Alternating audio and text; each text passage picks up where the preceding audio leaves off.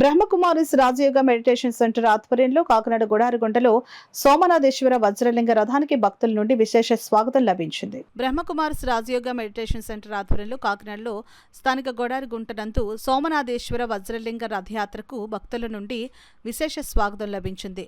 దివ్య స్వర్ణ రథంలోనున్న సోమనాథేశ్వర వజ్రలింగాన్ని దర్శించుకోవడానికి భక్తులు తండోపతండాలుగా తరలివచ్చారు.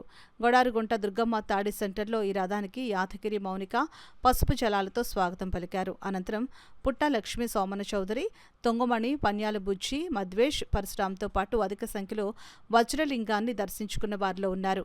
ఈ పర్యటన విశేషాలను బ్రహ్మకుమారిస్ చంద్రశేఖర్ భక్తులకు వివరించారు. 2018లో ఆంధ్రలో హిందూపురం స్థానంలో ప్రారంభమయ్యి చుట్టుపక్కల ఉన్న 4 రాష్ట్రాలలో కొన్ని లక్షలాది మందికి భగవంతుని గురించి తెలియజేస్తూ ఆత్మజ్ఞానం, పరమాత్మ జ్ఞానం మరి రాజయోగం గురించి తెలియజేస్తూ ఇప్పుడు కార్తీక మాసంలో ఈ కార్తీక దీపాన్ని దీపోత్సవ కార్యక్రమాన్ని చుట్టుపక్కల దర్శనమిస్తూ సందేశమిస్తూ ఈరోజు మీ అదృష్ట శాఖ